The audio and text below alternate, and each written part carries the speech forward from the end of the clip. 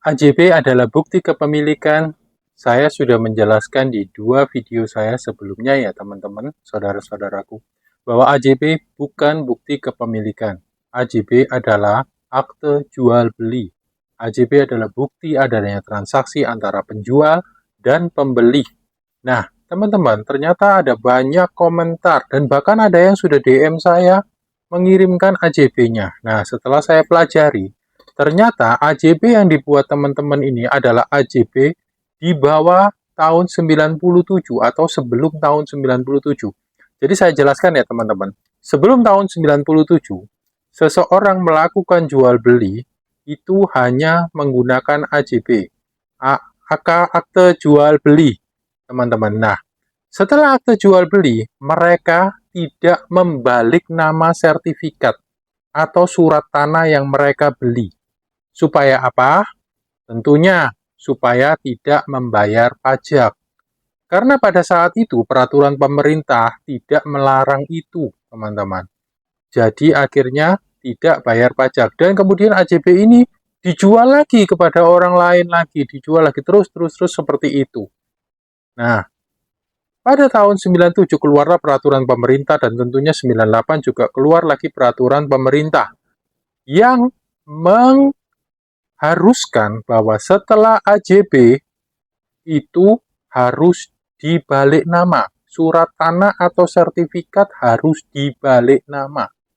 Atau pajak-pajaknya sudah dibayar dulu baru melakukan AJB, teman-teman. Nah, apa sih gunanya pemerintah membuat peraturan ini?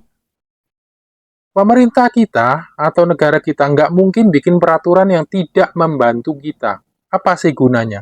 Saya jelaskan secara singkat ya teman-teman ya, tapi disclaimer dulu, ini tidak mengajari orang untuk berbuat jahat ya teman-teman. Saya kasih contoh. Ada penjual yang menjual propertinya kepada teman-teman. Kemudian, teman-teman membelinya melalui AJB dan tidak membalik nama. Setelah beberapa tahun, si pemilik lama yang tertera di sertifikat ini meninggal. Kemudian ahli warisnya ngecek ke BPN. Ternyata properti tersebut masih milik orang tuanya, belum dibalik nama.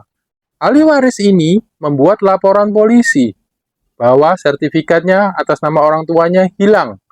Kemudian membuat lagi sertifikat baru dan diwariskan kepada dia melalui BPN. Nah, disinilah celahnya sebetulnya teman-teman ya.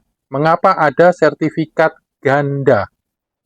Begitu teman-teman. Jadi saran saya, buat yang masih memegang AJB, segera kalian jadikan sertifikat. Kalau yang belum ada sertifikatnya, atau surat tanahnya. Kalau kalian sudah memegang AJB dan sertifikat, tapi belum kalian balik nama, segera kalian balik nama ya teman-teman. Ada resiko di situ. Apakah kalian bisa menang dengan AJB? Bisa teman-teman. Bisa, sangat bisa. Tapi kalian butuh waktu, tenaga untuk sidang kasus dan segala macam. Oke? Salam properti dari Rio Home.